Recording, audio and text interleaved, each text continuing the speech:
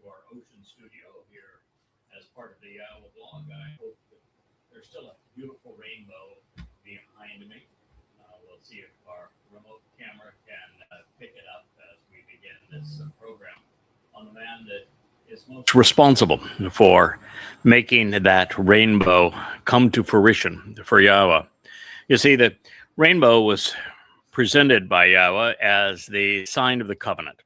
If you recall in his discussions with us about a man named Noach, who means guide, he ended the cruise on the floodwaters with this rainbow as the sign of the covenant. And what's so beautiful about the story of Noach is that he was unique among the people living at the time.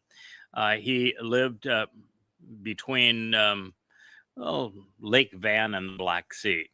And the area was in the immediate proximity to where Eden had been and where Adam and Chawa were escorted out of the garden. And they were unique among humans at the time. There were thousands upon thousands of Homo sapiens living around the garden at that time, which is why it was walled. But the thing that made Adam unique and therefore Chawa was the existence of a nasama, a conscience. It is the thing that causes humans to be different than other animals, and that we have the capacity to exercise good judgment. We can think, we can be moral. We can filter through information and deduce intelligent and reasoned decisions. It is the thing which means that no matter how many processors they throw at AI, a single wise man will always outthink the computers when it comes to the things that matter most. And it is via our conscience that we can do this. So Noach and his wife and his 3 sons and their wives, 8 all total, were unique in that they had distanced themselves from the Nephilim. The Nephilim were the reason that God wanted to not only flood that region, but also was weary that he'd even conceived mankind. You see, Nephal, upon which Nephilim is the plural, speaks of fallen. And it is insightful because it relates to what happened in the garden when Yahweh made the decision to cause the fall of man, because the first man didn't pass muster. He just didn't measure up. God wanted him to do things that he was unwilling to do. He was not a good listener. He was not particularly observant as to what was happening around him, meaning that he was no fun to spend time with. He was not responsive to what God had to say, and he was a bit of a dependent as opposed to being one who's engaged, contributing to the relationship, making a difference, making things better. He didn't much like work. And so God recognized that Adam was never going to be interesting, never was going to grow up, never was going to develop any character, and would never have an opportunity to demonstrate that he was capable of falling and getting back up, showing that he could be trusted. And so it was Yahweh who caused the fall of man for these reasons, recognizing that the only chance that humanity had to earn God's trust so that he could take us off of this planet and show us the rest of the universe, which is his desire, was for us to be out of the coddled confines of Eden. And so it just did not go well. The next 1,000 years or so was brutal. God explained that the Nephilim, which does not mean giants, it means the fallen, were Hamas. Yeah, the name of the terrorist group, Hamas. They were violent terrorists. They were ruthless. They were religious. They were had degraded in a very short time to being horrible. And many of these people lived in and around the Black Sea, which was fresh water at the time, about 500 feet shallower than it is today. And So God despaired and said, I've given mankind two opportunities now. This is not working out. I wish I hadn't even created humankind. But he said, I'm going to give it one shot here. I'm going to reboot the system and see if they will eventually be able to do better. And God's actual testimony is that there will be a upwelling of deep seawater that would cause this regional flood throughout this area. And we now find that the Burkle impact crater off not far from the mouth of the Tigris and Euphrates rivers, that it caused a 500-foot tsunami to race up through this region through enough moisture up into the air to create this long 40-day deluge that followed. And what it did is, at that time, and we have proof of this, it buried the communities around the Dead Sea, which is the first human civilizations, bad as they may have been, buried them under 500 feet of water and turned a freshwater lake into one that was saltwater, and then ran out the Bosporus Strait. The thing that is so amazing about the story is not only once you know how God said it would be initiated with the deep upwelling of seawater, and you recognize that the proof is ubiquitous that that's what happened in this area right at that time, and that the story of God causing the fall of man in the garden, and then these people known as Nephilim. You learn a lot about what God doesn't like and what he's trying to achieve. And Noach plays such an important role in all of this, because what Noach was noted for doing was listening to Yahweh and then doing as God had asked. Really a simple equation, isn't it? He did what Adam did not do. He listened to God and then engaged, doing as God had asked. And so with Noach, God was able to prove that it was possible. And therefore, he put Noach in a position to save his family if he was willing to work at it, to build that ark, to save the animals that he dearly loved in that region, and then tell us that, well, these 8 people convey a story that should resonate with you so that you know what it is that I'm seeking.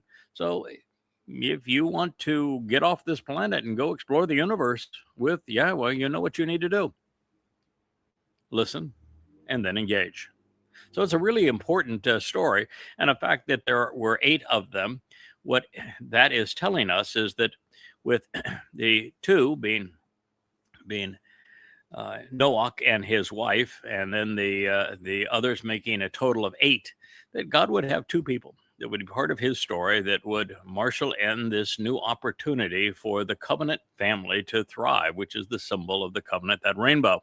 And that as a result of God doing that, at the end of the 7th epoch of man, apart from the garden, which will begin in year 2033 with your 6,000 yah and go to your 7,000 yah, that during that period, we're going to have the opportunity to calibrate this mortal remnant of Israel who are going to be spared by Yahweh on Teruah, September 23rd and 24th of 2033, so that they can witness Yahweh's return with his beloved son Dode on Kippurim, the 2nd of October of 2033.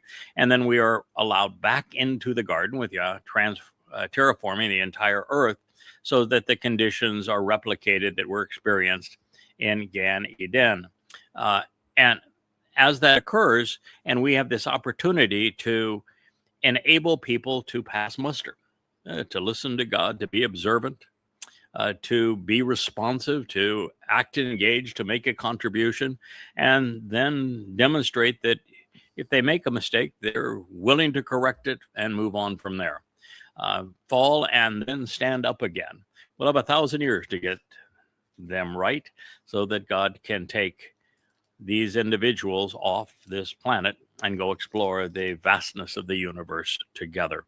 And that is what that rainbow represents. And it's appropriate for it to be of light, because it breaks light into 7 fundamental colors of red, orange, yellow, green, blue, indigo, and violet.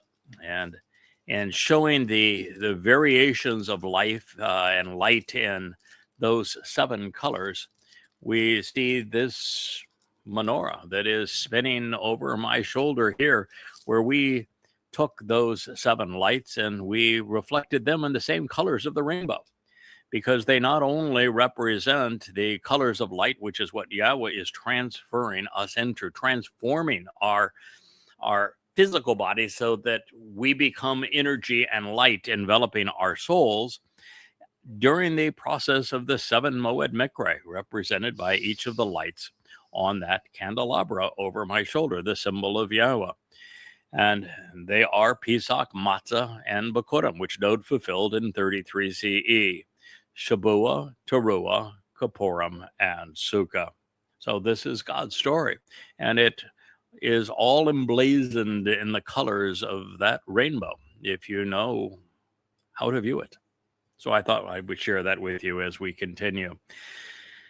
These are amazing times. I had a long conversation with my youngest son today, and he is in his late 30s now, and is thinking, how just desperate times have become, and that his dad was right when he told him how rapidly things were going to decay and how little time we humans had left to get our relationship right with God. And he now realizes that all of these things that were foretold were true. And you now have very little time. We are 137 days, a little less than that at this moment, from entering the time of Israel's troubles, which is going to be devastating for the entire world. And I'm here to tell you emphatically, not only is Trump going to betray Israel and force a Fakistinian state, a state of Islamic terror on Israel, all to postpone the ultimate decline and demise of the petrodollar. A matter of a few more months is what he will get for sacrificing Israel for the sake of the U.S. deficit. The moves that are being made, particularly now, his not only invasion of Venezuela and stealing the country's resources, when China was the largest investor in Venezuela and was helping them develop their oil extraction technology and transportation, as well as silver and other rare earth extraction and distribution, so they could actually survive under the pressure of U.S. sanctions, for the U.S. to go in and steal it and also kidnap one of the most important of all Chinese diplomats in the process, and steal the silver and steal the silver mines, and now lay claim to the oil, has put China in a position where China must respond. You see, China has trillions of dollars invested in its Road and Belt Initiative. And this Belt and Road Initiative is such that China has made huge investments in countries around the world. And China's investments are of a very different nature than America's. Rather than threatening countries and telling them that they must do business in the dollar and they must obey our edicts, and if they don't, we'll replace the government and we'll threaten them, we'll sanction them. I mean, the U.S. has been belligerent, which has paved the way for China to form so many business deals around the world. And I'm not pretending that China is not malevolent. I'm just telling you that the way they do business is perfectly sensible, and it is as follows: they will go into a country that doesn't have the overall economic capability to develop its natural resources or its harbors or its roads or its railroads or other types of infrastructure like power generation. And it will cut a deal with that country. And the deal is pretty much always the same, which is that if you pay the very low interest loan back for China developing your infrastructure, and particularly infrastructure, like, as again, dams, power generation, roads, harbors, and the like, mines, and oil extraction facilities and distribution, refinery, and these sorts of things. That if you pay over, the course of the loan, your loan back with your percentage of the proceeds of these developments, then they're yours to keep, and you'll work with China and other countries in enjoying the benefits. If you don't pay your loan back, then China simply gets title to whatever it was that China built in your country. Still in your country, you can still use it, but China has sway over its ultimate benefits. So it's a perfectly fair deal. You still have the harbor that functions, but China owns that harbor at that point. And China has done this throughout the world, all to unite the world around an alternative to the U.S. dollar as a reserve currency and the belligerence of the United States.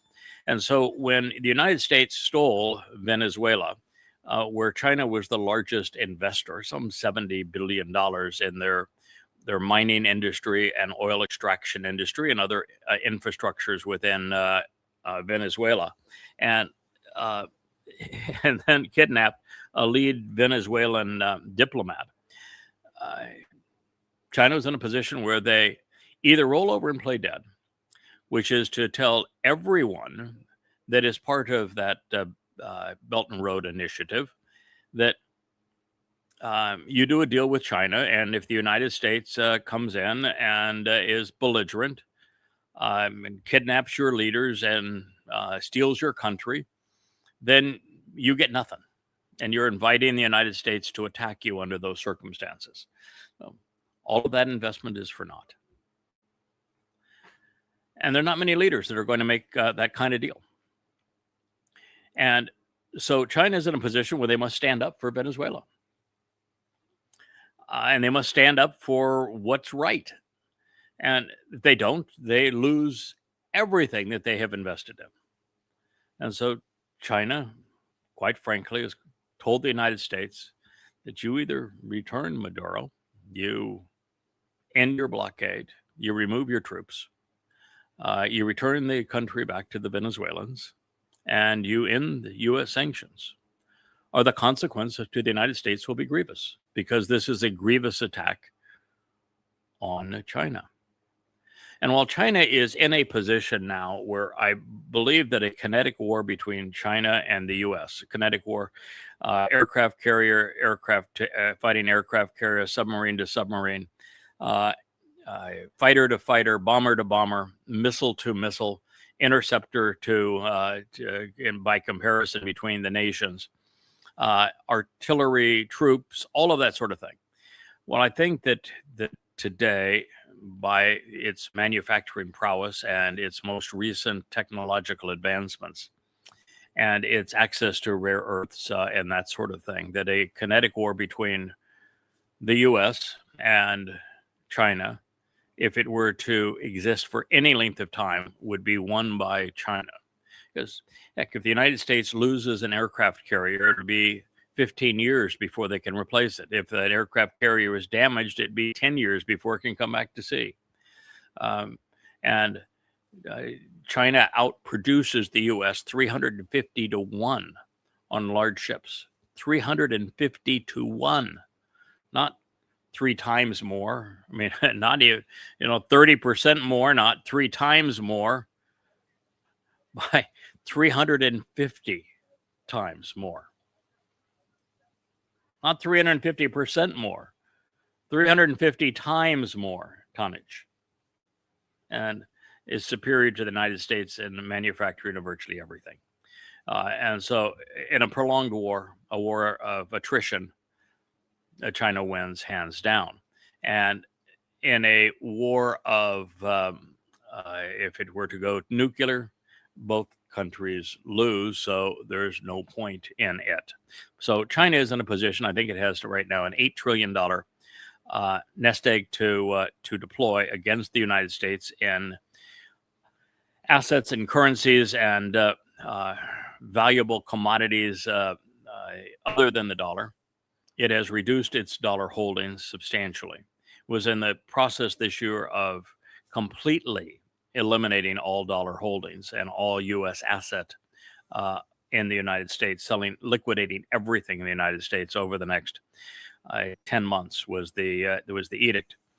But with their gold reserves now, silver reserves now, which are extraordinary, and investments in other countries and commodities, China is in a position where it can bankrupt the U.S. and survive it.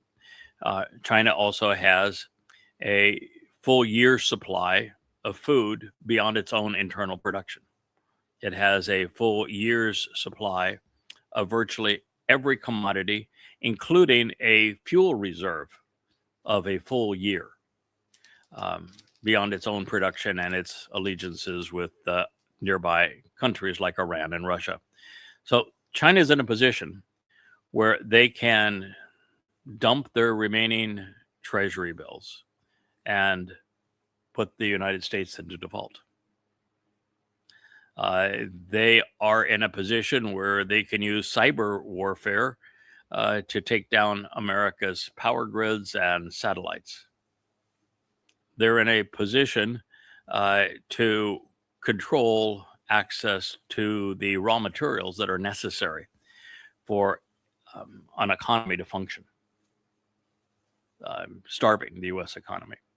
They are in a position where the computers and electronic devices and telephones and all these manner of things that are now made in China will just be embargoed from the U.S.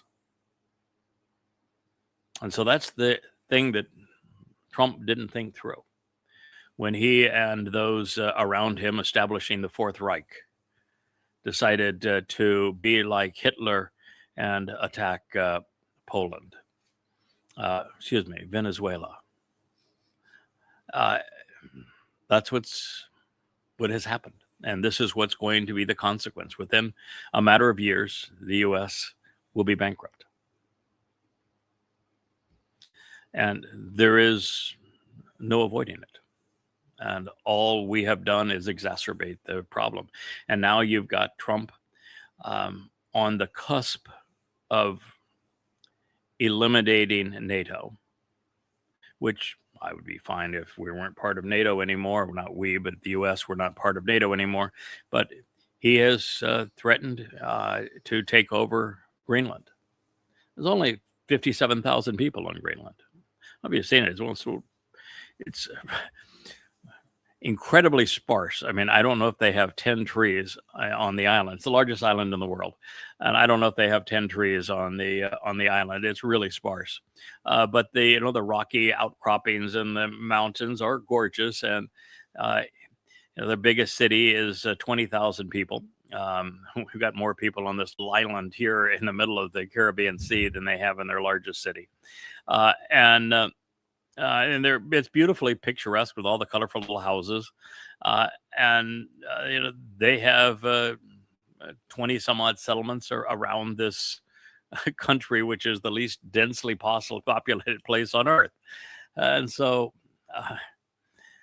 Trump wants it because he's back into the battleship era that large presence, I guess, means something, and thinks that he was somehow impervious to Russian missiles if you have Greenland as a defense. But Canada is a bigger territory to go over, and the Canadians just told the U.S. to go to hell when it relates to integrating the Arctic part of Canada into NATO and the United States defense capability. Canada said, no, we're just not going to turn that over to you. We're not going to integrate it with you. And so you don't really gain much by picking up Greenland. And I'm here to tell you that the submarines don't need to operate up there.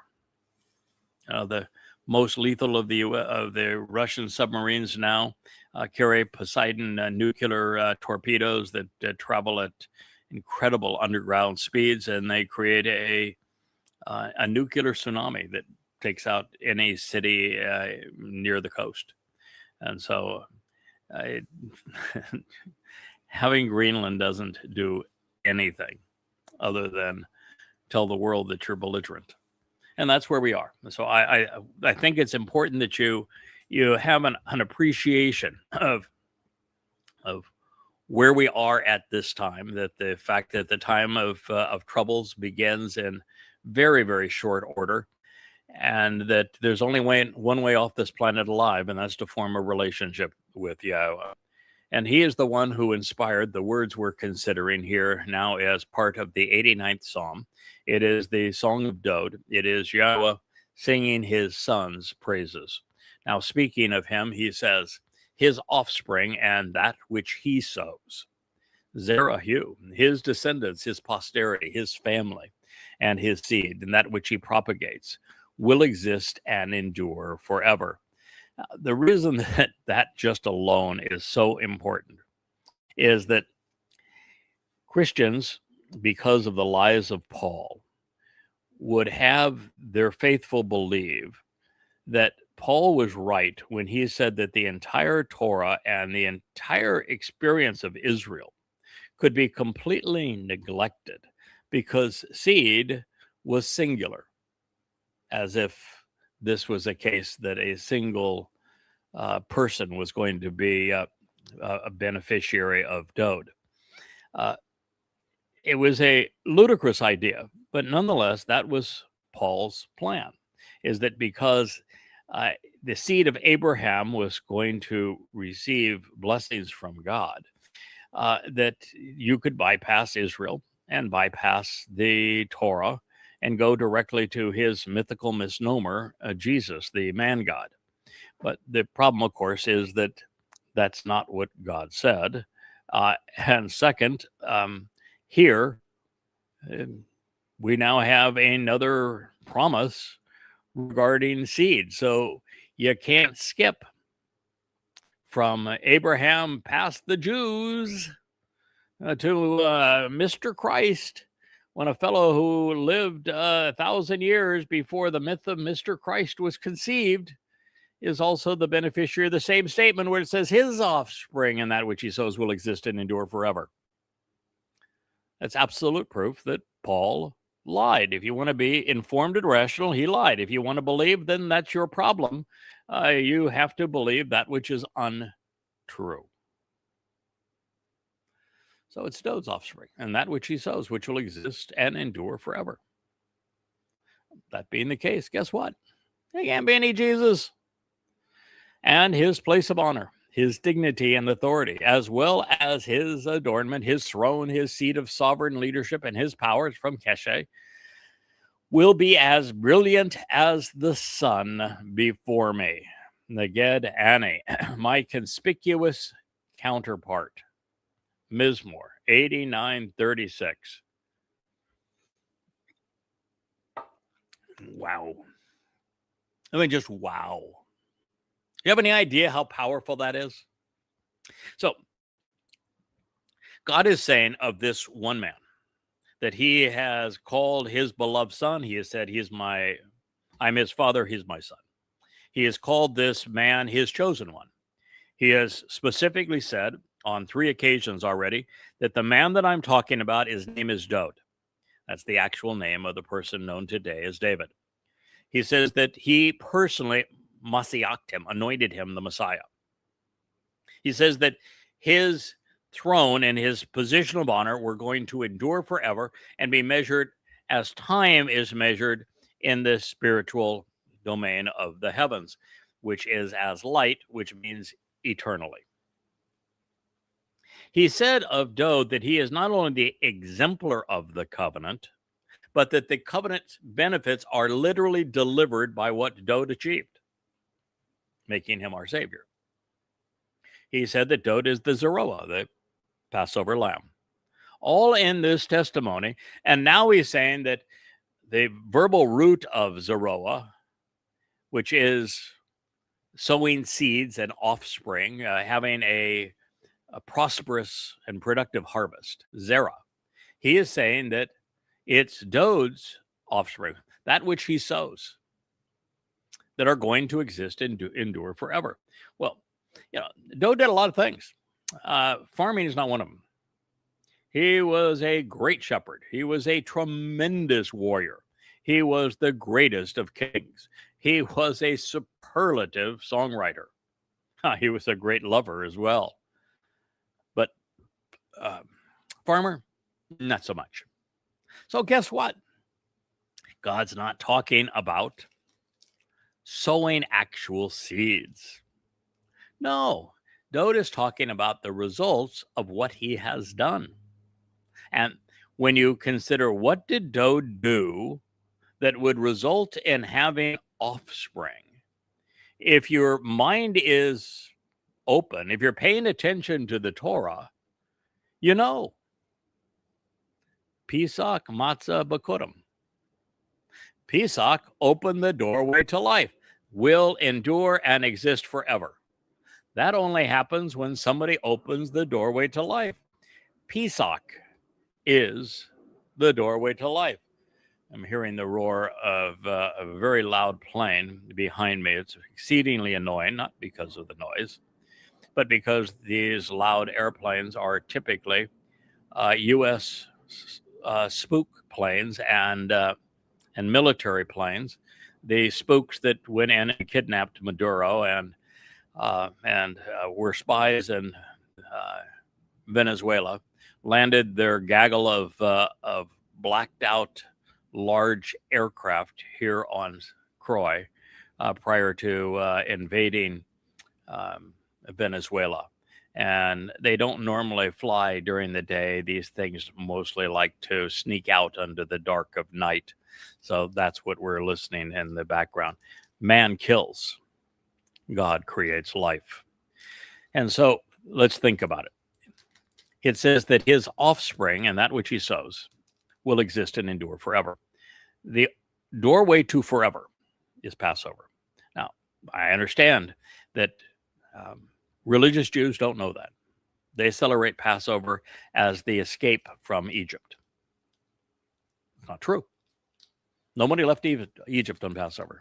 Nobody. They had a nice meal, went to bed that night, and the firstborn sons of everyone, including the Pharaoh, died that night. You see, Passover is the doorway to life. It's not the exit plan. The exit, where you separate from religious and political corruption, occurs on matzah. So they become immortal and exist forever because Dode opened the door to life on Passover by fulfilling it. He was the one who in 33 CE was crucified by the Romans. He wrote extensively about it in the 22nd and 88th Mizmor, Psalms. You ought to read it. He speaks specifically of Roman-style crucifixion. The following day, it was Dode's nephesh soul that carried the guilt of every covenant member into Sheol, this black hole that is equated with hell, so that we would be innocent before God, not guilty. That is how we endure. That's how we exist in God's presence, because we look ideal. We look innocent before him. All he sees is the good in us because all the bad has been taken away. But what does that lead to? Firstborn children, descendants, posterity. Bakurim goes Pesach, doorway to life, matzah, removal of guilt.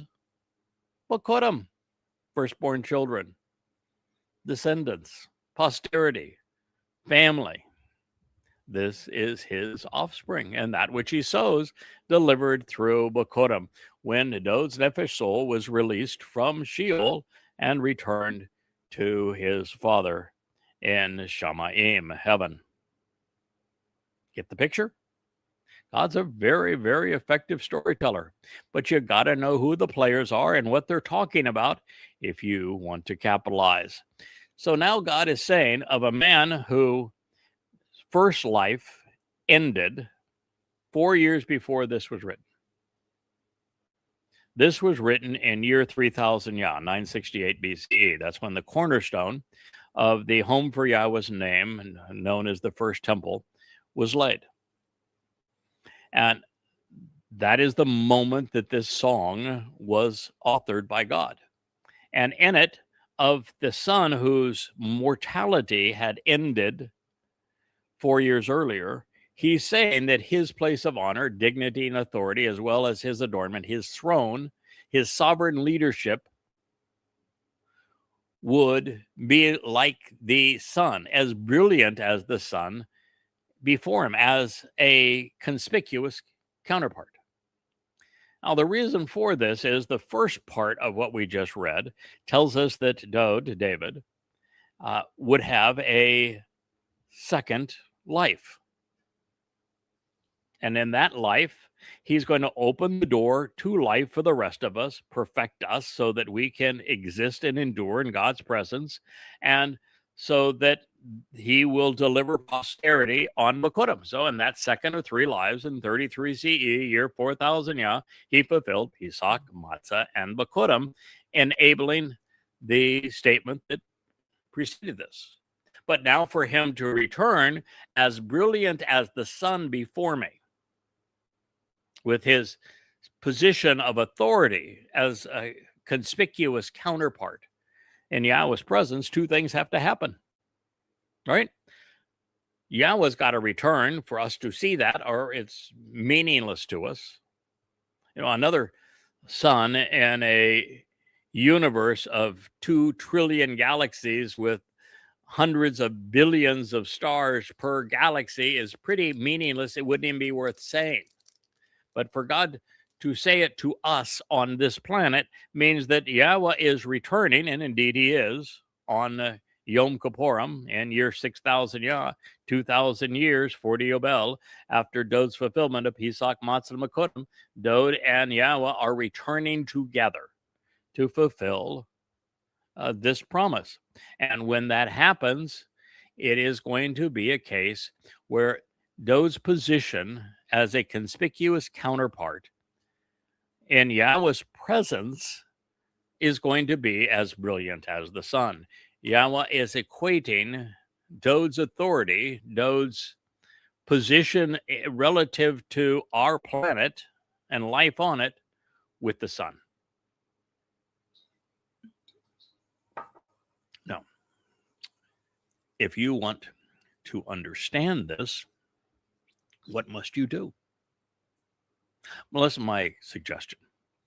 You go back to the first book of the Torah and open the first chapter. And keeping in mind that Dod fulfilled Pesach, Matzah, and Bekutim, which enabled the first part of this statement, in year 4000 Yah, 33 CE. You might want to read what Yahweh said happened at that time. What did he say? He didn't say that he created the sun, but he spoke. In fact, he didn't even use the word for sun, which is Shemesh.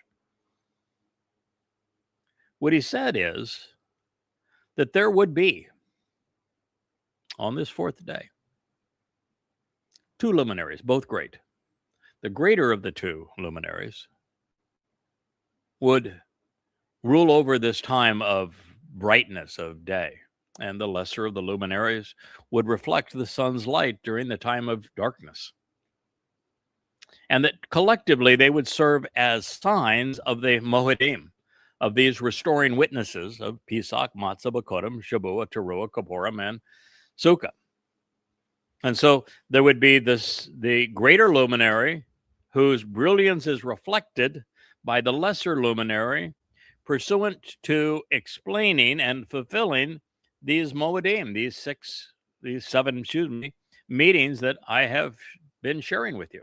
Pesach, Matzah, Bekutim, Dod, fulfilled, 33 CE, Shavua, Teruah, my responsibility, and, well, over the next 8 years, and then Dod's return with Yahweh in 2033, year 6000 Yah. That is what's being conveyed here. And it is equating Dod, whom this whole song has been about, to the sun that is the greater luminary of the fourth day of creation. And it says that Dode is actually Yahweh's counterpart. That's why earlier in this psalm, we heard God ascribe a title and condition to Dode that is essentially unimaginable from a human perspective. And that is that Yahweh called Dode Elyon. So God, El, called his beloved son, Dode, El-Eon. El is God. On, after a word like Shabbaton, means all things pertaining to the subject. So all things pertaining to God would be El-On. But it's El-Eon with the Yod in the middle of that. The Yod is a hand. It speaks of influence. So it's everything pertaining to the influence of God. Elyon, God's counterpart. And now he's saying that his seat of honor will be as brilliant as the sun. Do you know what Dode's seat of honor looks like? Are you familiar with it? Because I can tell you exactly what it looks like. It's comprised of gold. You might have surmised that. It has 2 cherubim on it. If this was the 2 cherubim both have wings outstretched like they would be for your hand rest on a chair, arms of the chair, the 2 wings that come out this way. Their bodies of the cherub and the cherubim are in the 2 corners. And then they have wings that go behind that are the backrest for this throne. So what is gold that has 2 cherubim, winged spiritual beings on it, that would be referred to as a seat and be exceedingly important, particularly on the day that Dode is returning, and that might somehow tie into this rainbow that we talked about and showed a picture of at the beginning of this program. It's called the Kipporeth, based upon the same verb as Yom Kippurim. Kippurim is the plural of Kippur, which means to reconcile. The day of reconciliations is when Dode and Yahweh are returning. That is when you're going to witness this. And when that occurs, you should look to the Torah, because the Torah is quite explicit. It says that on this day, that the high priest must go in to the most important place, the most set apart place within the tabernacle, and anoint the Kipporeth, the mercy seat of the Ark of the Covenant. First for himself with the blood of a bull, sprinkle 7 times your finger, and then the blood of a goat. In that case, it will be Elia. You're listening to the bull talk to you. He is Yada. And this is what's going to happen. And so the Ark of the Covenant is the mercy seat. It is the Kipporeth. It is what is going to be as brilliant as the sun. It is why it's going to be brilliant, because it's going to reflect the sun's light, and the sun is the greater luminary. And it's going to enable the covenant promises, because this very psalm, that's what Yahweh said, that his son is the reason that the covenant is possible. He enabled the benefits of the covenant, which are eternal life, our souls being rid of all guilt, our adoption into God's covenant family, our enrichment and empowerment at that time. Those are the 5 benefits of the covenant. Dode is delivering all of them. And the seat, his throne, his position of influence is on the very Ark of the Covenant, which is now similar to what Noah did as an example and built for life and to avoid the storms and to show the sign of the covenant by listening to Yahweh and doing what he said all those many years ago. The Ark of the Covenant is his throne. And he's going to sprinkle the blood of a bull who's going to be sacrificed on Teruah as the Adamah Parah. And the blood of the goat is that of Elia, who will have served as the master of ceremonies for the greatest show on earth that takes place as Yahweh transforms the earth back into the conditions of Eden and supervises all of the festivities associated with the sacrifice of the Adamah Parah on Teruah, the incineration of all religious and political trash, and then the terraforming of the earth back to the conditions experienced in Eden. So we have a marvelous, protective, and a sheltered place, ideal for life over the next 1,000 years, over which time Dode will reign as our king. So doesn't this also mean that Dode has a third life? And there is somebody else that must have a third life because of what follows. When God introduced the story of the greater and lesser luminaries in the first chapter of Bereshith, Genesis, he equated the two together. The inference was that the moon reflects the sun's light. So what is it that is following this reference to being as brilliant as the sun? It says that he is similar to the moon. And it's the moon who is also established forevermore, while serving as an enduring and reliable, truthful and dependable witness in the universe, in space-time, and for all things joyful thereafter. Wow.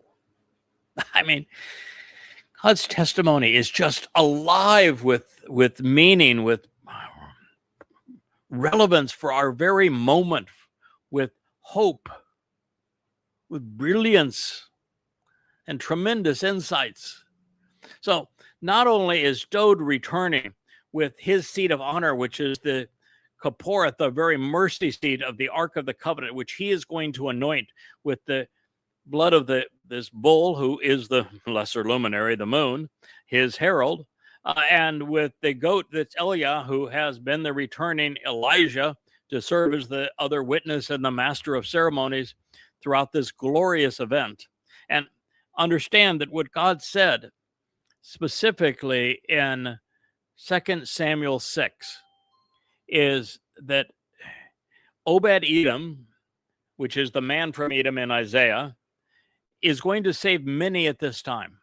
He's going to be covered in blood because he is the sacrifice of the Adamah Parah. And that they are going to work together to bring this into fruition. And when Yahweh explained that to Dode, Dode put on the breastplate of the high priest as the Ark of the Covenant was proceeding to its place on the Temple Mount under the tent of the restoring witness. Dode is going to be the one who anoints the Ark of the Covenant upon his return. That's why he wore that breastplate of the Ark of the Covenant when the Ark of the Covenant was being moved into its proper place on the Temple Mount under the tent of the restoring witness during Dode's first of 3 lives. This is going to be replicated when Obed-Edom, the man from Edom, relocates the ark again. It is in Jerusalem. Yahweh's going to give him access to it. He's going to put it back in its proper place. It's going to be available for Dode when he returns, and it'll be his blood that is sprinkled on it. These are the kind of connections that are so essential to make. And on that day when Dode was celebrating the return of the Ark of the Covenant and positioned in its proper place, how was he attired? Naked. Why was he attired naked? Because that was the dress code in Eden, was it not? Where are we going back when Dode returns on Sukkah? To Eden.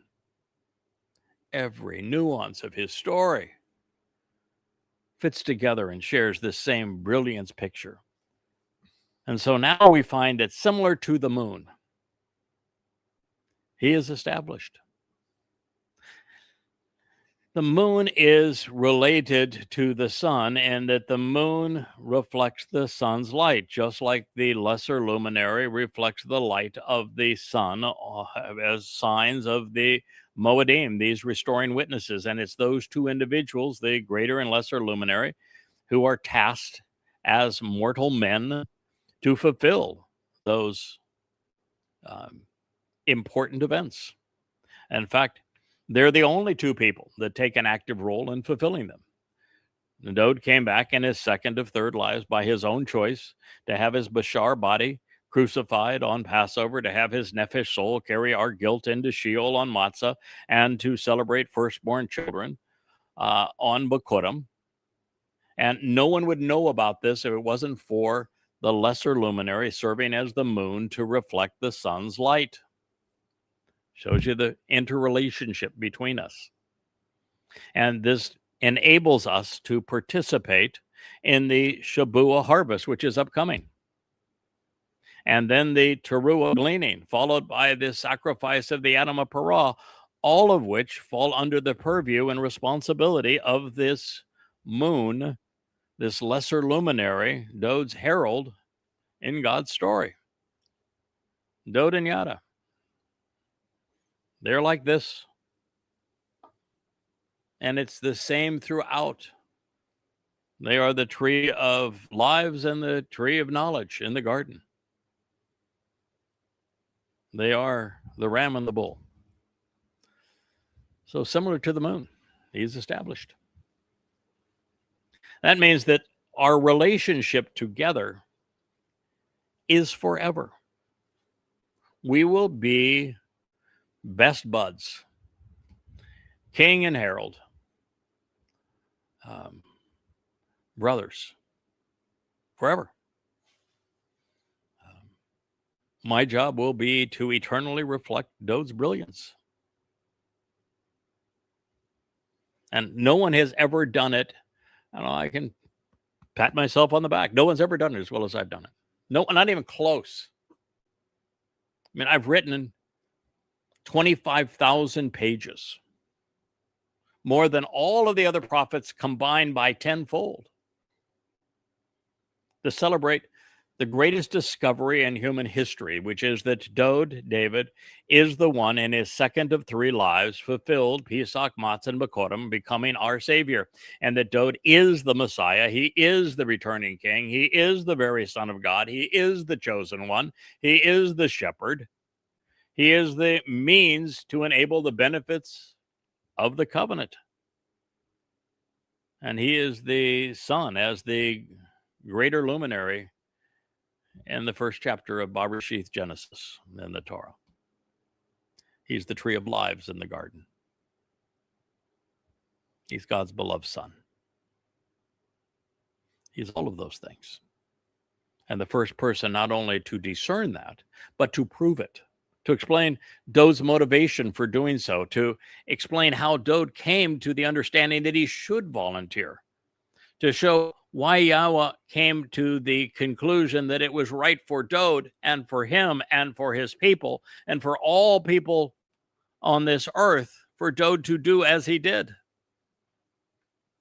And yet his people promoted two God-forsaken myths to deprive everyone of what Dowd accomplished.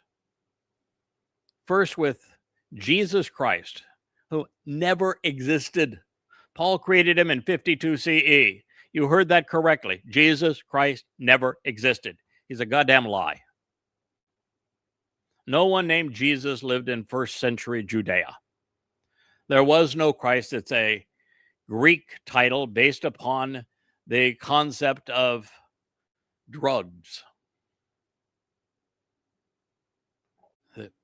No prophecy related to a Jesus. All of the prophecies of somebody arriving to do something extraordinary all have Dowd's name in them, as does this one. It's Dowd. He was the one who was crucified by his own explanation. When you look at the prophecy in Daniel, it talks about an arriving Messiah to be cut off, but not for himself. Dowd is the one who's giving the prophecy. He is Gabriel, God's most capable and courageous man.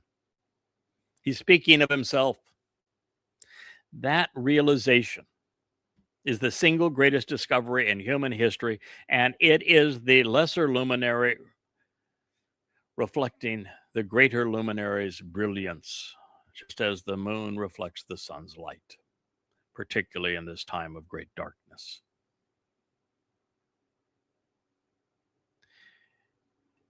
It is the single greatest gift I can give, or God can give to anyone, this recognition of what Dowd did. And it's not just stolen by the lie of Jesus Christ. And listen, you want to have a conniption fit and pretend that your Jesus Christ is God. Have your head examined. Put it in the toilet and flush it. I mean, that's the level of your stupidity. God is not a man. A God that can create a universe of 2 trillion galaxies, each with hundreds of billions of stars, each with thousands of planets, and conceive life, can't be smaller than the universe that he created. He has to be at least one dimension beyond the universe that he created, which is likely 6 dimensions, of which we perceive 3.5. All of God won't fit into the entire universe, much less into one galaxy, much less into one solar system, much less onto one planet, much less into one continent or country, much less into one ethnicity, much less into one person. It is absurd. God is not a man.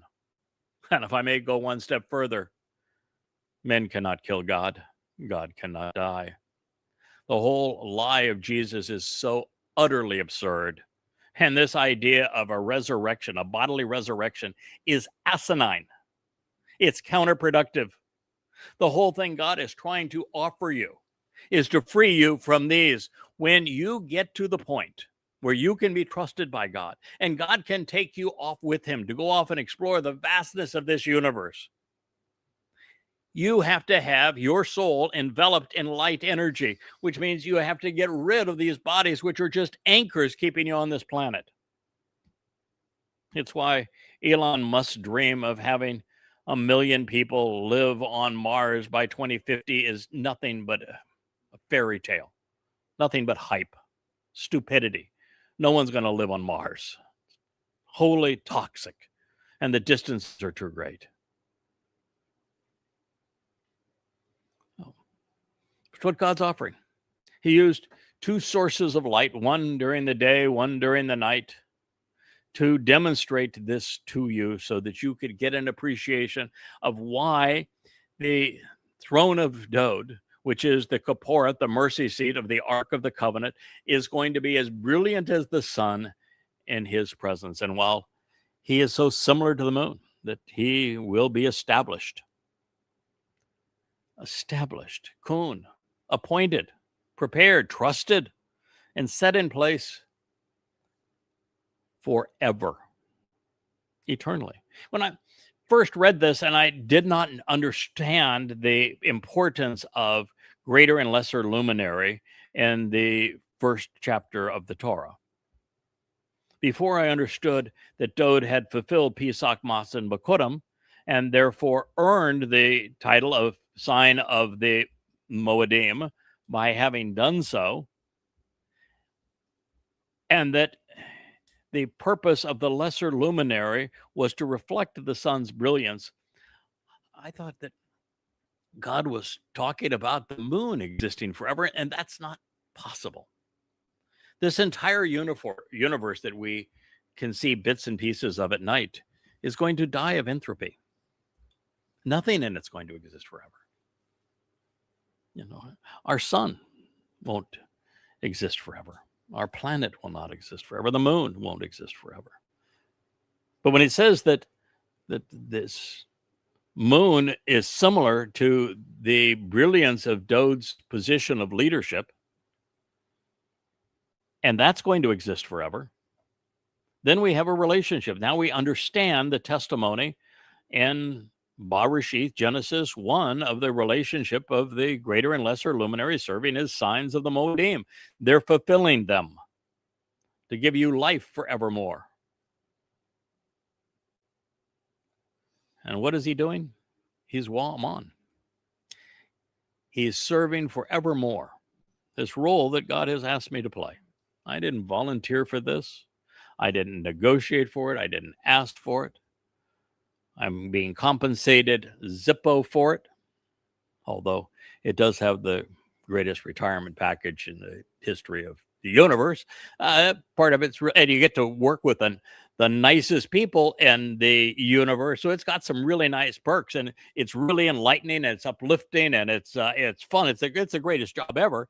And working is something I enjoy and Yahweh loves. So it's a really cool job. But you're serving forevermore as an enduring and reliable, truthful and dependable Amon, an easily verified, a confident, trustworthy, loyal witness. And it was written here in the Niphal participle. Oh, of course it was written in the Niphal participle. What was God thinking if he wouldn't have written it in the Niphal participle? And all of you out there saying, what in the hell is a Niphal participle? Rich back there is waving his hand. I've been doing this so long, but I actually know what a Niphal participle is and celebrate. When I see a Niphal participle, I'm all in. What Niphal means that the subject of this verb, which is to be truthful and dependable, reliable and verifiable, is not only carrying out the intent of the verb, but is also enduring the effect of the verb. So this is fully engaged. It means that the role that God has asked me to play, I am serving you as a truthful and dependable witness. And I'm benefiting because I'm receiving what would be considered the benefits of being a truthful and reliable witness, which is to be appreciated by God and by the covenant family for doing this very thing, being verifiable, being confident, being trustworthy. And then, of course, he is an ed. Now, the participle is a verbal noun. That means that this is an entity that is doing this. So that Amon becomes a title. You know, the religious, whether they be Muslims or Jews or Christians, in their prayers and in somebody's name, Hashem's name or Jesus's name or in Allah's name, Amen. Amen is a corruption of Amon. Amon is the verb. It means to be truthful, to be honest, to be reliable, to be verifiable, to be confident. And Amen is the name of an Egyptian god. You've heard of Tutankhamen and a variety of different pharaohs that were named after Amen, the god of ancient Egypt. So you don't want to end a prayer in God's name, Amen, because now you're praying in the name of an Egyptian god. But Amon is a powerful term. And by writing it in the participle, what God is saying is that the individual who is can be compared to the moon in the presence of Dode returning with his authority as brilliant as the sun, now bears the title Amon. It serves as an actionable noun. Therefore, it is a descriptive title. So the ed witness is Amon.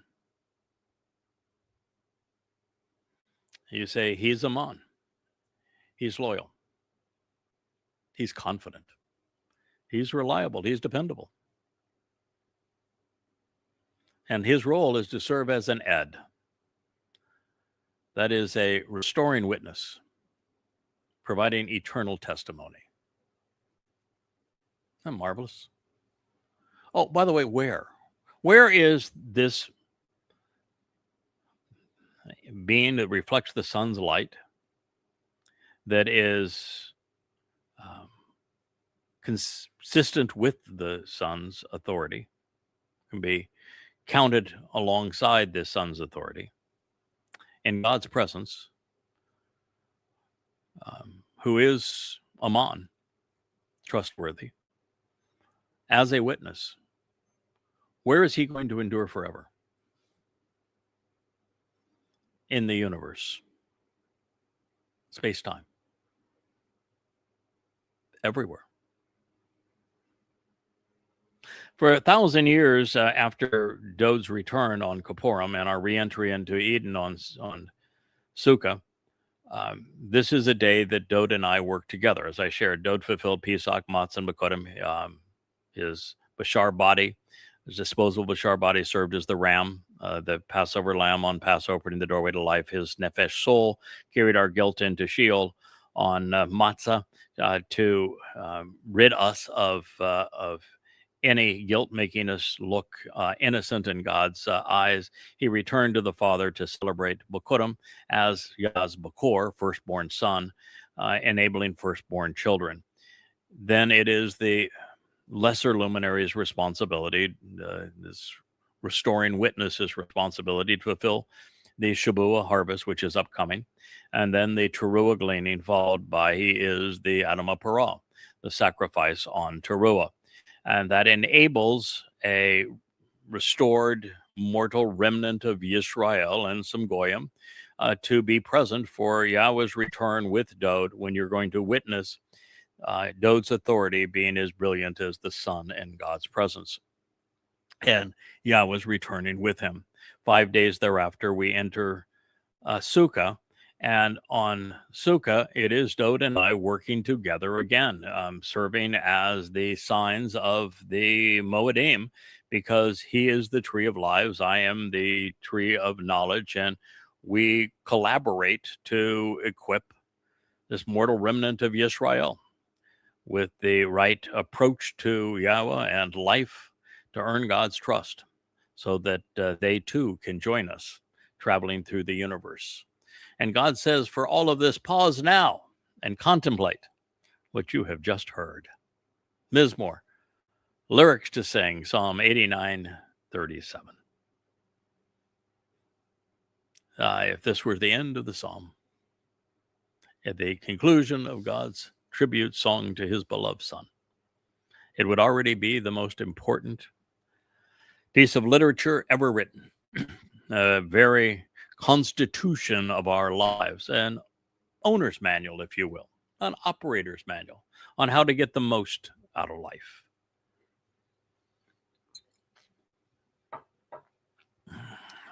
Just a quick interruption here. There has been a really nasty bug that has permeated this island. One of my closest friends, he showed up today. He works with us 4 days a week. An artist friend. He's really a talented fellow. And he has been waylaid with it for 2 weeks now. And it starts with a sinus infection, which I'm subject to, and then a scratchy throat, which you probably heard me cough over these last 2 weeks, more so than normal. And then it just renders you too weak to be productive for 2 to 3 weeks. And so I'm trying to avoid mine progressing to what his did. So for a while, we're just going to do the one program a week, and I'm going to get lots and lots of rest and drink lots of fluids to try to minimize the likelihood that it waylays me at this time. So what God has just articulated by way of the relationship between Yada and Dod, between the sun and the moon symbolically, the greater and lesser luminaries from God's perspective, the tree of lives and the tree of knowledge, the ram and the bull, the king and Obed Edom. All of this is going to be accomplished. It's going to take root, it's going to grow, it's going to yield an eternal harvest. Our king will endure, he will return. His offspring, the children of the covenant, will thrive. And he will never serve alone. He will always have his herald. The Son's dignity, his authority, as well as his symbols of majesty, will be as brilliant as the sun in his Father's presence, adorned in the vestiges of his calling. Dowd will become Yahweh's most conspicuous counterpart.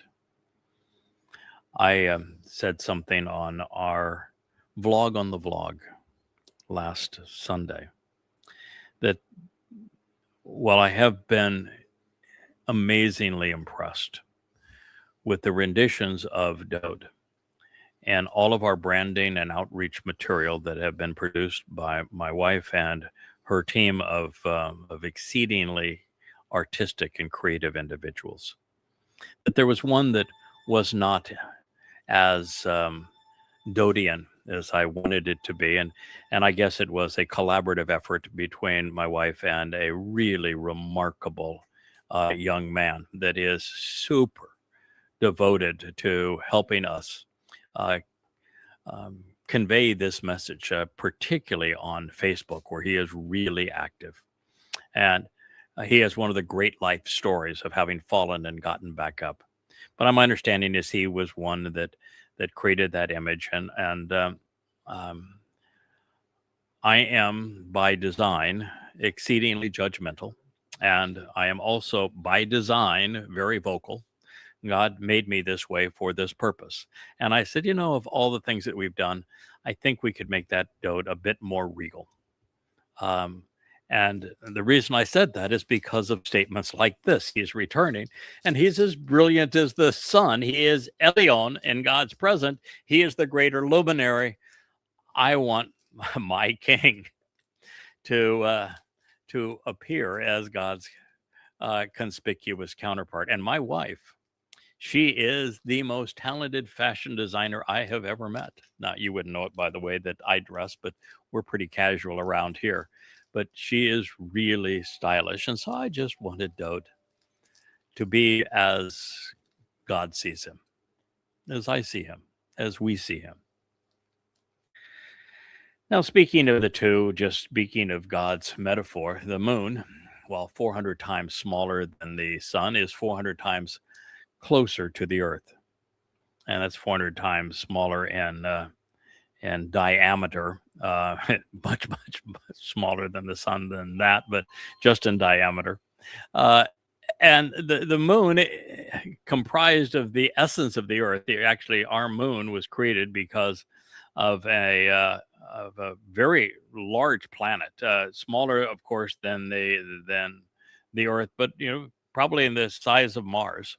4.5 billion years ago, hit Earth at just the proper speed and just the proper angle to fuse with the Earth and send an enormous amount of the Earth out into orbit around the Earth as the moon. And so the moon is comprised of the same material of the Earth. And it is illuminated as a result of reflecting the sun's light. Boy, it's been gorgeous these last few mornings as you see full moon in the pre-dawn hours. Even as the sun begins to rise, in the west, the moon is just brilliant. And I think it's Saturn that's been dangling below it all of this time. It's just a marvelous sight. So it's now we're actually seeing a full moon during the early daylight hours too, as we approach this conclusion of time. So these two, the sun and the moon, they serve as metaphors to portray the proper perspective to view all that God has fulfilled through the Moedim. By describing him as the second most important luminary compared to his father, but the greater luminary compared to other men and to myself as the lesser luminary, God is conveying to us that Dode's arrivals are important markers in time, and that by using the sun to mark years and the moon to mark months, we know the timing not only of the fulfillment of the Moedim as the 14th, 15th, and 16th day of the first month, as 7 sevens or 49 days from the heart of Matzah to Shabuah, and then the Teruah, Kippurim, and Sukkah on the first day of the 7th month, the 10th and the 15th day of that month. These are all times that are associated with our place in the Earth's orbit around the sun and the phases of the moon. So they are markers of the Moedim, and they are the very men that fulfill them. So the 7 Moedim are fulfilled through them. And we are enlightened as a result of them. And it was in the fullness of the moon's light also that Dode fulfilled Pesach and Matzah. It's always a full moon during Pesach and Matzah. It's always a full moon when we return on Sukkah to the garden. It is interesting that when Dode fulfilled Pesach and Matzah in 33 CE, there was a full lunar eclipse. When Yahweh brings us back into the garden on Sukkah in 2033, on October 7th, there will be a full lunar eclipse. On the day of Pesach, Matzah, and Bokorim in 33 CE that sets up this final year, there will be a full lunar eclipse.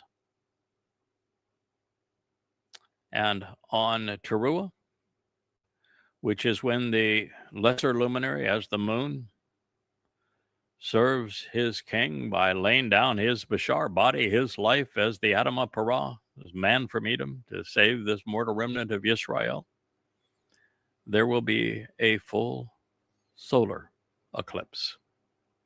It's the one time, only one time, where the moon is actually